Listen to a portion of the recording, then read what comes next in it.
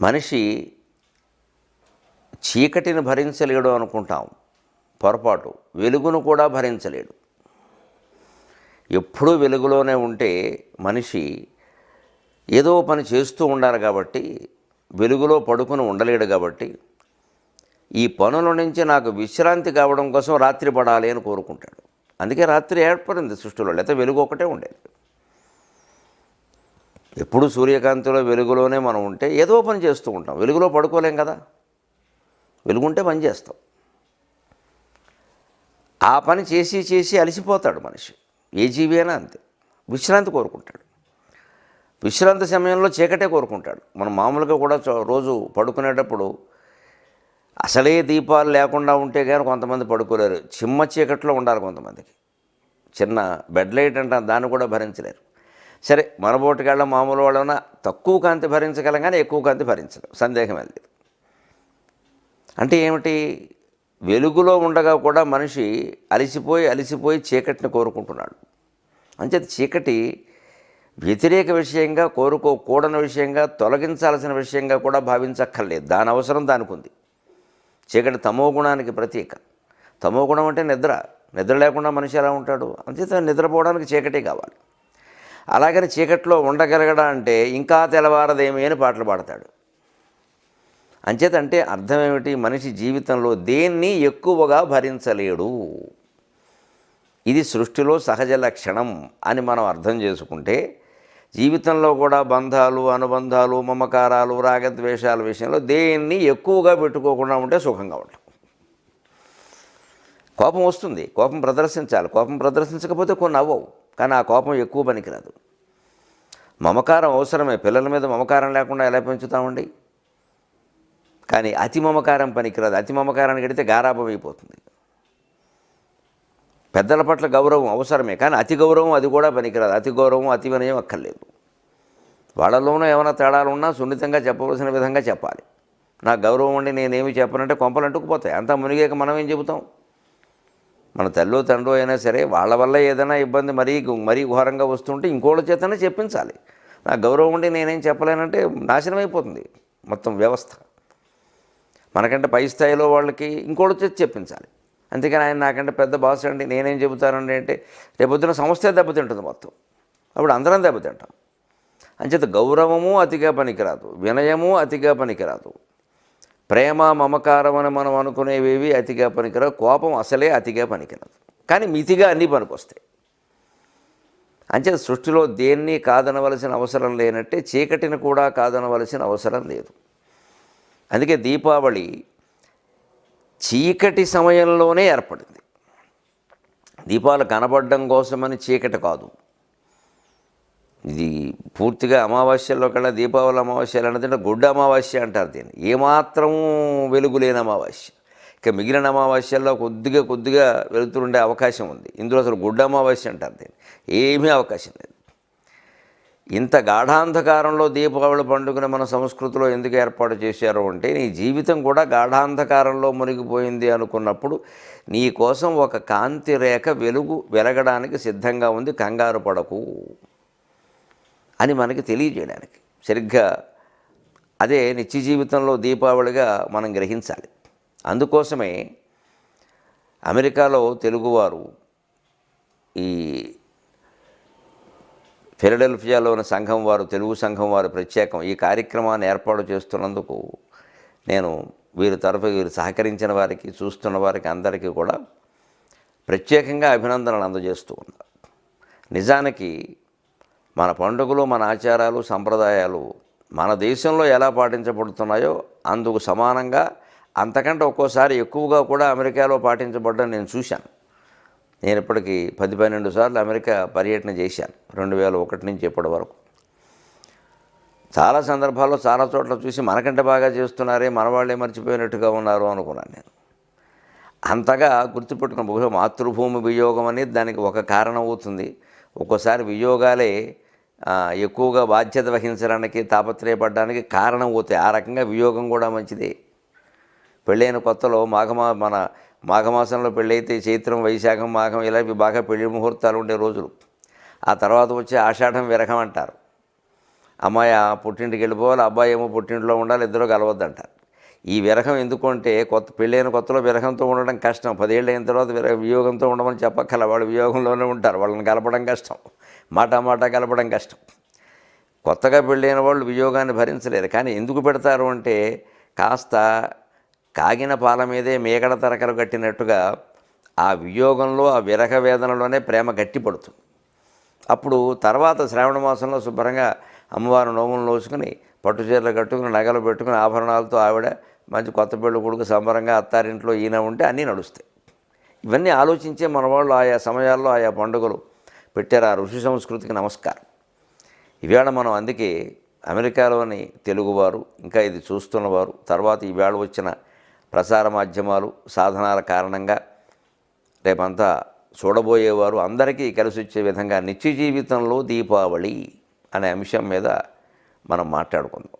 అంటే దీపావళిని మన నిత్య జీవితంలో ఎలా సొంతం చేసుకోవాలి, దాన్ని ఎలా అన్వయించుకోవాలి, దాన్ని ఆచరణలో ఎలా పెట్టాలి అని తెలుసుకోవడం కోసం. ఎందుకంటే పండుగలన్నీ కూడా మనకి ఆ రోజు ఏదో సెలవిచ్చుకోవడం, దాని గురించి ఏదో క్రతువు తంతో ఏదో చేసుకోవడం, ఇక అంతటితో వదిలేయడం, ఇక రాత్రి అంతా అలసిపోయామని మర్నాడు 6ంటికి లేచేవాళ్ళు అందరూ 12ంటికి లేవడం, ఇది కాదు పండుగ అంటే. ఆ పండుగని దాని సారాన్ని, దాని సారాంశాన్ని, తత్వాన్ని తెలుసుకొని అన్వయించుకొని ఆచరణలో పెట్టాలి. దానికి ముందు మనం దీపం నుంచే గ్రహించేదంతా. దీపం ఏమిటి, దీపం ఎలా పెడుతున్నామో గమనిస్తే దీపం ప్రయోజనం ఏమిటో, దీపం మహిమ ఏమిటో, దీపం వైభవం ఏమిటో అర్థమవుతుంది. సాధ్యం త్రివర్తి సంయుక్తం వహ్నినాయోజితం ప్రియం గృహాణ మంగళం దీపం త్రైలోక్యతిమిరాపహం అన్నారు. దీపం ఎలా పెట్టాలో, ఎన్ని ఒత్తులు పెట్టాలో, ఎలా వెలిగించాలో, అసలు ఆ వెలిగించడంలో ఉద్దేశం ఏమిటో, అంతిమంగా ఆధ్యాత్మిక ప్రయోజనం ఏమిటో అన్నీ ఈ ఒక్క శ్లోకంలో చెప్పారు. మామూలు వాళ్ళు వేదికల మీద దీపం వెలిగించినప్పుడు ఈ శ్లోకం ఎక్కువగా చదవరు. కానీ అక్కడ వైదిక బ్రాహ్మణులు, వేద పండితులు ఉంటే ఇదే చదువుతారు వాళ్ళు. ఇది సంప్రదాయబద్ధమైన శ్లోకం. సాధ్యం త్రివర్తి సంయుక్తం వహ్నినాయోజితం ప్రియం గృహాణ మంగళం దీపం త్రైలోక్యతిమిరాపహం. దేవుడి ముందు దీపం పెట్టి గృహాణ మంగళం దీపం అంటున్నాం. ప్రియం, నీకు చాలా ప్రియమైందని, ఇష్టమైందని దీపం పెడుతున్నానయ్యా. మంగళం దీపం, మంగళప్రదమైన ఈ దీపాన్ని గృహాణ గ్రహించబోయా స్వామి, దీపం రూపంలో నీకు సేవ చేస్తున్నాం. దీపం దర్శయామి ధూపమాఘ్రాపయామి అని షోడశోపచారాల్లో ఈ రెండు ప్రధానంగా ఉంటాయి. ధూపం వేయడం, దీపం పెట్టడం. ఎలా పెట్టాలి? త్రివర్తి సంయుక్తం స్పష్టంగా చెప్పాడు. అందులో చాలామందికి అనుమానాలు వస్తూ ఉంటాయి. 2 ఒత్తులా, 3 ఒత్తులా, కుడివైపు పెట్టాలా, ఎడమవైపు పెట్టాలా, ఇవన్నీ. వాటన్నిటికీ సమాధానం 3 ఒత్తులు కలిపి ఒక ఒత్తిగా చేసి పెట్టమన్నారు. త్రివర్తి సంయుక్తం అన్నారు. గమనించండి, 3 విడిగా పెట్టడం కాదు. 3 పోగులు, 3 దారపోగులు కలిపి ఒక ఒత్తిగా పేని పెట్టాలి. అందుకే పూర్వం కార్తీక మాసానికి ముందే, దీపావళి రావడానికి ఇంకా నెల ముందే ఈ ఒత్తులు అవి చేసుకునేవారు. ఆడవాళ్ళు ఇంట్లో కూర్చుని ఈ ఒత్తులు చేసేవారు. పూర్వకాలంలో ఏ మనిషి, ముఖ్యంగా మహిళలు, ఎప్పుడూ ఖాళీగా ఉండేవారు కాదు. గృహానికి సంబంధించి, భవిష్యత్ తరానికి, భవిష్యత్ ఉపయోగానికి సంబంధించి ఏదో పని చేసేవారు. ఎవరు కాస్త బాధ్యతలు తగ్గి, బరువులు తగ్గి కాస్త సావకాశంగా ఉంటే వాళ్ళు చేసేవారు. ఆ రకంగా వాళ్ళు చేసింది ఇప్పటి భాషలో చెప్పాలంటే ఉత్పాదక శ్రమే, ప్రొడక్టివ్ వర్క్. అదేదో నాన్ ప్రొడక్టివ్ ఉండడం, అనుత్పాదకత ఉండడం, దానివల్ల ప్రయోజనం ఏమిటనడం పొరపాటు. దీపం వల్ల ఈవేళ మనకు కలుగుతున్న భౌతిక, మానసిక, ఆధ్యాత్మిక ప్రయోజనాలన్నిటికీ ఆ ఒత్తి తయారు చేసిన వాళ్ళు, ఆ ప్రమిదలు తయారు చేసిన వాళ్ళు, ఆ నూనె తయారు చేసిన వాళ్ళు, అక్కడ పెట్టి వెలిగించిన వాళ్ళు కారణం అవుతున్నారా లేదా? అనుత్పాదకం ఎలా అవుతుందండి అది? ఉత్పత్తి అంటే ఎంతసేపు అన్నము, ఏదో పలహారాలు, బట్టలు, ఇవే ఉత్పత్తి అనుకోవడం పొరపాటు. జ్ఞానం, మనశ్శాంతి అన్నిటికంటే గొప్ప ఉత్పత్తి. అంచేత జ్ఞానాన్ని ఉత్పత్తి చేసే ఉపాధ్యాయుడు, మనశ్శాంతిని కలిగించేటువంటి ఆధ్యాత్మిక గ్రంథం, ఇవన్నీ కూడా గొప్ప ఉత్పాదక శక్తిని కలిగి ఉన్నట్టు లెక్క. అవన్నీ ఉత్పాదకతలే. మనకు ఉత్పత్తి అనగానే ఏదో వస్తువు ఎదురుగా కనపడాలి అంటారు. జ్ఞానం ఎదురుగా కనపడదు, మనశ్శాంతి ఎదురుగా కనపడదు. కానీ మనం ఎన్ని సంపాదించినా, ఎన్ని ఉత్పత్తి చేసినా, ఎన్ని వ్యాపారాలు చేసినా, ఎన్ని కోట్లు సంపాదించినా మనశ్శాంతి లేకపోతే దేనికి ఇవన్నీ? ఇవాళ ప్రపంచం సహా ప్రతి మనిషి కొట్టుకుపోతున్నది ఇదే, మనశ్శాంతి లేకే. అంచేతను ఇది దృష్టిలో పెట్టుకోవాలి మనం. అది పెట్టుకుంటే త్రివర్తి సంయుక్తం 3 ఒత్తులు ఎందుకు చెప్పారు అంటే, 3 ఒత్తులు కలిపి పెట్టమని ఎందుకన్నారు అంటే, ఒత్తిని, దారాన్ని, త్రాడుని సంస్కృతంలో గుణం అని కూడా అంటారు.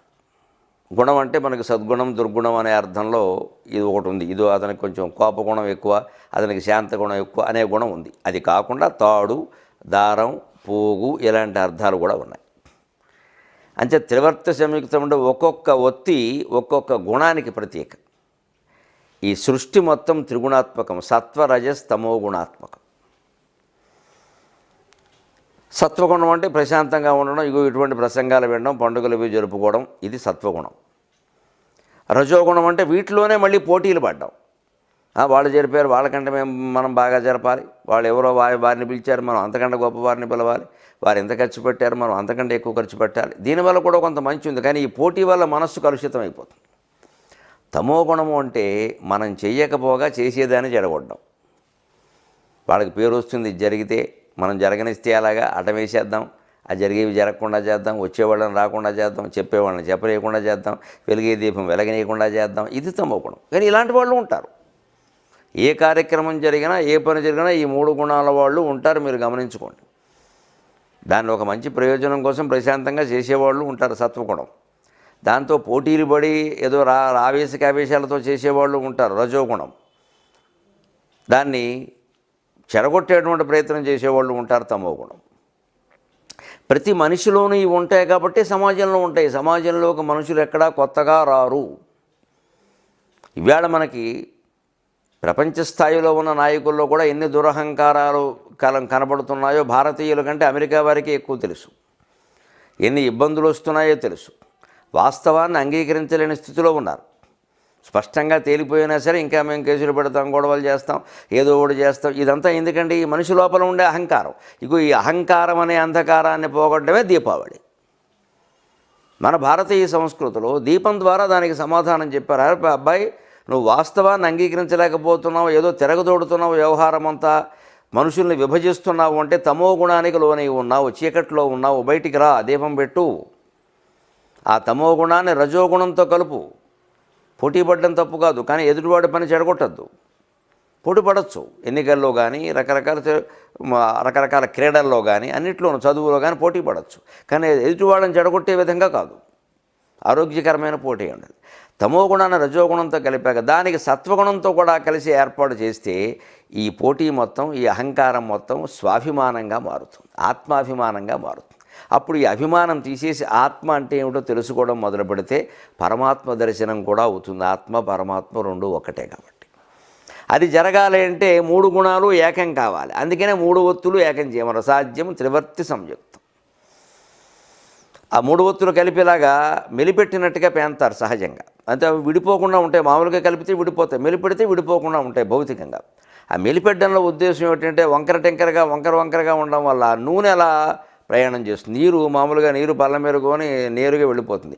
నూనె కొంచెం ఇలా తిరుగుతూ జారుతూ వెడుతుంది. నూనె ఇలా నేరుగా వెళ్ళలేదు, జారుతూ తిరుగుతూ వెడుతుంది. అంటే దీపపు ఒత్తిలోంచి వెళ్ళేది నూనె కాబట్టి ఆ నూనె ఇలా తిరుగుతూ వెడుతుంది. అందుకోసం సాధ్యం నేతితో పెట్టండి వీలైతే అన్నారు. నూనె కూడా పెట్టచ్చు, దానికి ఏమి ఇబ్బంది లేదు. కానీ ఇంకా ఆ నూనెకో ఫలితం, ఈ నూనెకో ఫలితం, వేరుశనగ నూనెకో ఫలితం, నువ్వుల నూనెకో ఫలితం, ఆవుదానికో ఫలితం, ఇన్ని ఫలితాలు నేను చెప్పను. ఎవరైనా చెబితే నేను అంగీకరించను. దయచేసి నన్ను మన్నించని అర్థం చేసుకోండి. దయచేసి ఈ మాయలో పడకండి. దీపం అనేది కేవలం వెలుగునివ్వడానికి, దాని తత్వం మనం గ్రహిస్తే జ్ఞానం కూడా కలుగుతుంది తప్ప ఇక నూనెల్లో భేదాలు ఏమైనా ఉంటే కంటి చూపు విషయంలో ఏదైనా కాస్త ఆరోగ్యానికో దేనికో ధ్యానం చేయడానికో ఉపయోగించవచ్చు. కానీ అంతకు మించిన గొప్ప ప్రయోజనాలు పెట్టేయకూడదు. నువ్వుల నూనెలో పెడితే మగపిల్లాడ పుడతాడు, ఆముదంతో పెడితే ఆడపిల్ల పుడుతుందని చెప్పేయకూడదు. ఇదంతా ప్రజలను అజ్ఞానంలో ముంచడమే. అటువంటి మాటలు మనం చెప్పక్కర్లేదు, నమ్మక్కర్లేదు. అవి శాస్త్రంలో ఎక్కడా లేవు. వీళ్ళు కల్పిస్తున్నారు తప్పితే మనుషుల్ని భయపెట్టడం కోసం. ప్రలోభం, భయం, ఈ రెండే మనుషులను ఎంతసేపు పడేసేవి. ముందు ప్రలోభ పెడతారు, చేయకపోతే భయపెడతారు. ఆ రకంగా వాళ్ళ వ్యాపారాలు నడిపించుకుంటారు. దీపావళి సందర్భంగా జ్ఞాన మార్గంలో మనం నడుద్దాం. ఈ పిచ్చి వ్యాపారాల్లో పడద్దు. సాధ్యం త్రివర్తి సంయుక్తం. నూనె నెయ్యో వెయ్యాలి. 3 ఒత్తులు కలిపి ఒక ఒత్తిగా పేనాలు పెట్టాలంటే 3 గుణాలని ఏకం చేయమని. 3 ఒత్తులు కలిపి ఒక ఒత్తిగా పేనడం అంటే 3 గుణాలని ఏకం చేయమని. వన్యనాయోజితం ప్రియం. ఎంత చేసినా అగ్ని ముట్టిస్తే కానీ అది వెలగదు. అంచేత నువ్వు ప్రమిద పెట్టినా, నూనె పోసినా, ఒత్తులు 3 పేనినా, ఒత్తులు 3 కాస్త నూనెలో తడిపినా చివర అగ్ని ముట్టించాల్సింది. ఆ అగ్ని ముట్టించేది దీపం వెలిగేలా ఉండాలి తప్ప కొంపలు అంటుకునేలా ఉండకూడదు. అదే అగ్ని ఎక్కువైతే కొంపలు అంటిస్తుంది. అదే అగ్ని సరిగ్గా మోతాదు ప్రకారం ఉంటే దీపంలా వెలుగుతుంది. తేజస్సు అవసరమే, చైతన్యం అవసరమే, జ్వలనం అవసరమే. అది మన జీవితాన్ని వెలిగించాలి కానీ కొంపలో అంటించే విధంగా ఉండకూడదు. అంచేది అగ్ని కూడా పరిమితంగానే ఉండాలి. అగ్నిశక్తి, ఉష్ణశక్తి లేకపోతే మనం శరీరంలో ఏ పని చేయలేము. మన మృతదేహాన్ని గమనిస్తే ఏమాత్రం అగ్ని ఉష్ణశక్తి లేదు కాబట్టి పూర్తిగా చల్లబడిపోయి ఉంటుంది.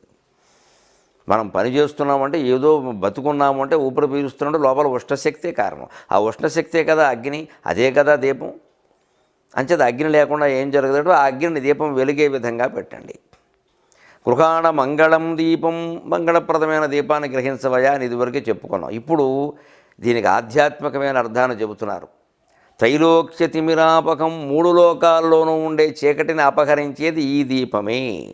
3 లోకాలంటే ఇవి స్వర్గమర్త్య పాతాళాలను మనకి భౌతికంగా లెక్క చెబుతారు. ఆంతరంగికంగా కూడా 3 లోకాలు ఉన్నాయి. అదే సత్వలోకం, రజోలోకము, తమోలోకం. మనమే ప్రతిరోజు ఈ 3 లోకాల్లోనూ ఉంటాం. ప్రశాంతంగా కూర్చుని అనుబంధంతో ఆత్మీయంగా చక్కగా మాట్లాడుకుంటూ ఉంటాం. అప్పుడు సత్వగుణంలో ఉన్నాం. కాస్త ఆ మాటలు కొంచెం పెరిగాయంటే వాడికేం తెలుసు, వీడికేం తెలుసు, వాడు అలా ఎందుకు అభివృద్ధి చెందారు, అడ్డంగా సంపాదిస్తే అభివృద్ధి చెందకేమవుతారు, ఎప్పటికైనా వాడిని ఏం చేయాలో అది చేస్తాను నేను. ఇవన్నీ రజోగుణంలోకి వెళ్ళిపోయామన్నమాట ఈ మాటల్లోనే. ఇంకా కొంచెం ముదిరిందనుకోండి తమోగుణం, ఎప్పుడో చేయడం ఏంటి, ఇప్పుడే చేస్తా, వాడు నేను తేలిపోవాలి, హత్యో ఆత్మహత్యో అన్నట్టుగా వ్యవహరిస్తే తమోగుణంలోకి వెళ్ళాం. చూడండి, మామూలు మాటలు సత్వగుణంలో ఉండేవి రజోగుణంలోకి, అక్కడి నుంచి తమోగుణంలోకి ఎలా వెళ్ళిపోయాయో. అందుకని ఎప్పుడూ మనలో సత్వగుణం వృద్ధి చెందేలా చూసుకుంటూ ఉండాలి. లేకపోతే రజోగుణానికి తమోగుణానికి జారిపోతాం మనం. ద్రోణాచార్యుడు బ్రాహ్మణ కులంలో పుట్టాడు, మహా తపోనిష్ఠుడు కూడాను. కానీ ఆయనలో రజోగుణం ఎక్కువైపోయింది. ఎప్పుడూ ద్రుపద మహారాజుతో చిన్నతనంలో వచ్చిన తగాదాని ఏళ్ల తరబడి కొనసాగించాడు. 2 ఆవుల కోసం వచ్చిన తగాదా 21 లక్షల మందికి సంబంధించిన యుద్ధం వరకు వెళ్ళింది. చివరికి ఆయన చనిపోయే రోజున కూడా పాండవులు గెలిచారా కౌరవులు గెలిచారా నాకు అనవసరం, ద్రుపదుల సైన్యంలో మాత్రం ఒక్కడ కూడా మిగలడానికి వీల్లేదు అని అశ్వత్థామకు కబురు చేశాడు. అంత కక్ష అవసరమా? అంటే రజోగుణం తమోగుణానికి వెళ్ళిపోయింది. అక్కడి నుంచి తమోగుణంతో అశ్వత్థామ విజృంభించాడు. యుద్ధమంతా అయిపోయింది, ప్రశాంతంగా ఉన్నారనుకుంటుండగా పాండవ శిబిరం మీద అర్ధరాత్రి దాడి చేసి 3000 మందిని ఊచకోత కోసేశాడు. ఒక బ్రాహ్మణుడైనటువంటి మనిషి చేయాల్సిన పని ఇది. సత్వగుణానికి సంబంధించిన బ్రాహ్మణుడు రజోగుణంలోకి వెళ్ళాడు వాళ్ళ నాన్న, ఈయన తమోగుణంలోకి వెళ్ళాడు. అందుకే మనకి సామెతల్లో చెబుతారు, తల్లిదండ్రులు తిట్టుకుంటూ లేస్తే పిల్లలు కొట్టుకుంటూ లేస్తారట.